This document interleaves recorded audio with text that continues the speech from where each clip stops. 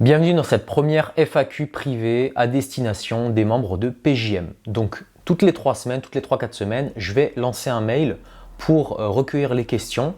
Et donc tu peux m'écrire, me poser ta question et je ferai une vidéo une fois par mois pour y répondre. Première question de Tom qui me demande: que penses-tu de la cure de lait? Donc la cure de lait, c'est une cure qui a été inventée par le docteur Porter. Je ne sais plus s'il était docteur ou pas, mais en tout cas son nom c'est Porter.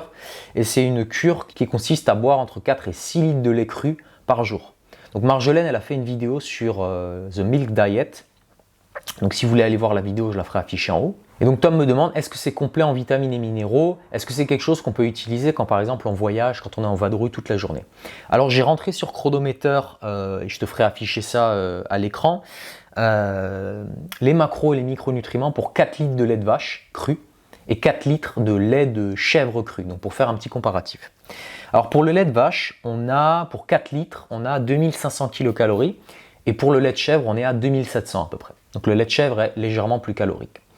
Ensuite, au niveau de la répartition en macronutriments, je vais te les faire afficher. La différence qu'on peut constater, c'est que pour le lait de vache, la part protéique représente 25% du total calorique. Ce qui est vraiment pas déconnant, c'est une bonne valeur. Et pour le lait de chèvre, les protéines représentent 21% du total calorique. Donc déjà, ce qu'on peut dire dans un premier temps, c'est que le lait de chèvre, il est plus intéressant d'un point de vue énergétique. C'est un point que j'aborde dans le cours Plus jamais maigre. Rappelle-toi, les protéines, c'est le macronutriment dont il ne faut pas abuser quand on veut prendre du poids. Parce que les protéines ont besoin d'énergie pour être métabolisées. Si tu es maigre et que tu as déjà du mal à prendre du poids, il ne faut pas se surcharger en protéines. Il faut d'abord te surcharger en macronutriments énergétiques, glucides et lipides. Et ensuite, une fois que ça c'est bien fait, tu peux mettre les protéines. C'est pour ça que dans la première version de PJM, j'étais parti sur, pour t'indiquer comment construire tes macronutriments, qu'il fallait tabler sur 1,5 g de protéines par kilo de poids de corps et ensuite mettre tes glucides et tes lipides. J'ai un petit peu changé de fusil d'épaule parce que je me rends compte qu'il y a pas mal de gens qui ont du mal. Donc je te propose de commencer à 1 g de protéines par kilo de poids de corps. Donc ça c'est dans la nouvelle version. Si tu veux, le cours il est téléchargeable sur la plateforme. Je le mets à jour assez régulièrement, toutes les 3-4 semaines. Donc tu commences avec 1 g de protéines par kilo de poids de corps, tu ajoutes les glucides et les protéines, tu montes au-dessus de ton besoin calorique et ensuite, à partir de là, tu augmentes les protéines. Ça, c'est ce que je conseille.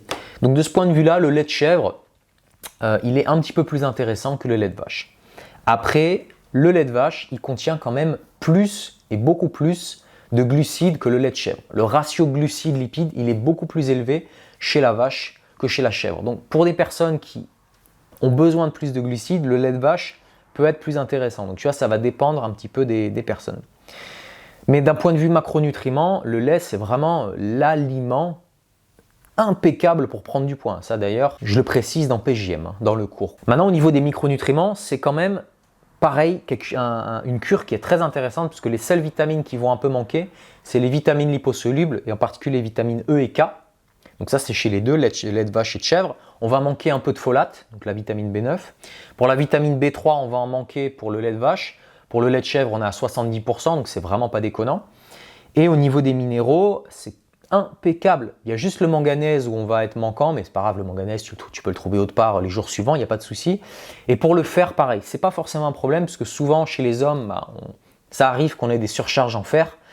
Et si tu suis le programme Plus jamais maigre, tu es un petit peu au courant des alimentations cétogènes, un peu plus carnées.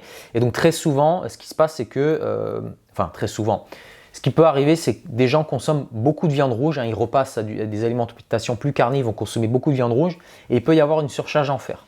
Donc chez les hommes, ça pose pas trop de problème. Donc tu vois, 1 ou 2 journées, ne pas avoir trop de fer hémique, c'est pas un problème pour les hommes. Pour les femmes, ça peut être différent parce qu'elles perdent du sang et du fer via les cycles menstruels.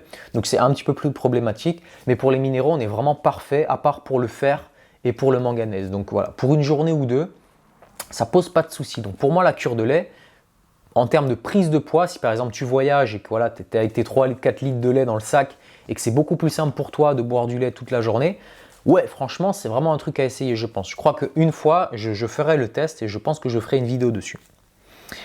Deuxième question de Marie-Pierre qui me dit « Je ne digère pas bien les graisses, elles me donnent des nausées. Dois-je prendre un petit déjeuner le matin même si je n'ai pas d'appétit et si j'ai l'impression que le repas de la veille n'a pas été digéré ?»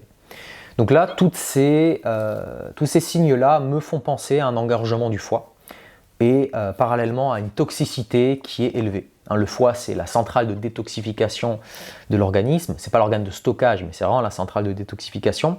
D'ailleurs, j'ai fait une vidéo à ce sujet, pourquoi on n'aurait pas d'appétit le matin et pourquoi il faudrait peut-être manger. Je te ferai afficher la vidéo en haut, je t'invite à aller la voir.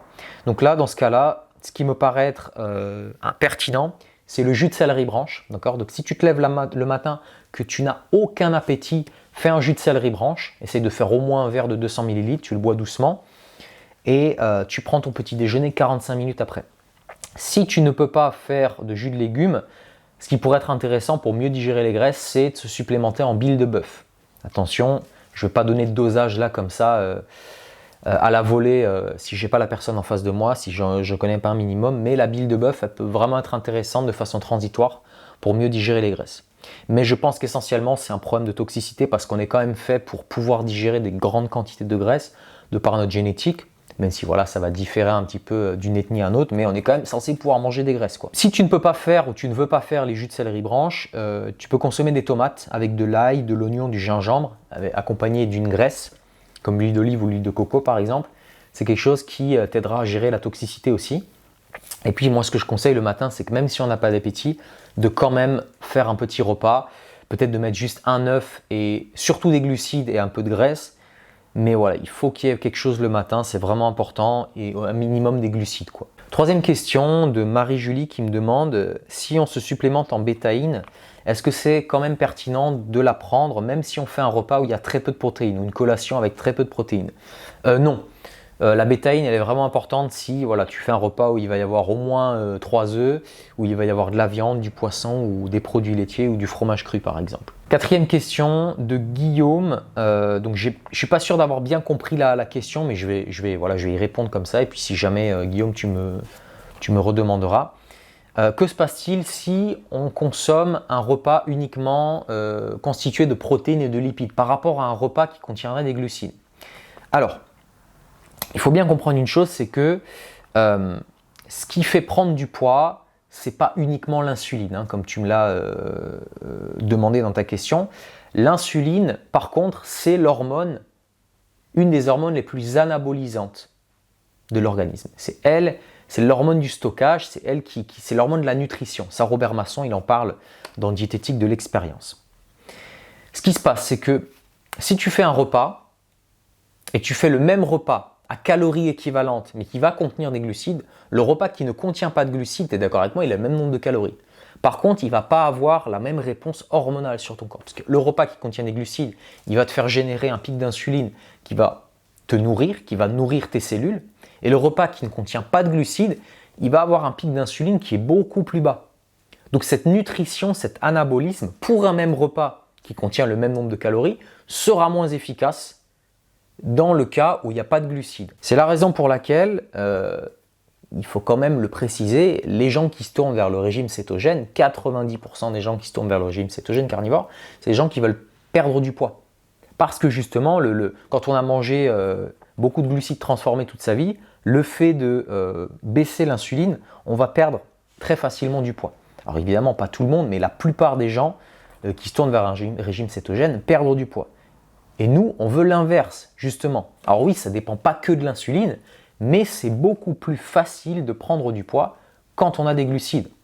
Une autre chose aussi, c'est que on a une consommation de glucose minimale. Il me semble que c'est de l'ordre d'une centaine de grammes. Il y a des gens cétogènes qui disent qu'on peut passer à beaucoup moins si on s'habitue au corps cétonique, etc. Tout ça, ce sont des suppositions, ce n'est pas prouvé. Et je ne veux pas te mentir et te dire que je suis un spécialiste de la biochimie et j'ai un doctorat en alimentation cétogène. Ce n'est pas le cas. Maintenant, la pratique m'a montré, le terrain m'a montré et l'observation que tous les gens qui prennent du poids sensiblement le font avec une facilité beaucoup plus grande en mangeant des glucides. Tu trouveras aucun bodybuilder naturel ou un mec qui fait de la muscu qui fait une prise de masse de 10-15 kg sans manger de glucides. Ça ne fonctionne pas. C'est pas par hasard que les glucides, c'est quelque chose qui stimule l'appétit dans la nature. C'est fait pour engraisser les animaux. Nous, on n'est pas là pour nous engraisser, mais on est là pour débloquer cette prise de poids parce que en prenant du poids, on va se sentir mieux. On va avoir plus de muscles, on va avoir une meilleure circulation sanguine, on va avoir une des meilleures hormones thyroïdiennes. Donc, entre un repas à calories égales qui ne contient pas de glucides et un repas qui contient de glucides, le repas qui contient des glucides va avoir une réponse hormonale, va provoquer une réponse hormonale différente sur le corps. C'est surtout ça qu'il faut retenir. Voilà, donc il n'y avait que 4 questions aujourd'hui. Donc dans un mois, dans 3 semaines, n'hésitez pas à me poser toutes les questions qui vous intéressent et puis j'y répondrai en vidéo. Je vous remercie d'avoir suivi la vidéo et je vous dis à bientôt sur PGM. Allez, ciao!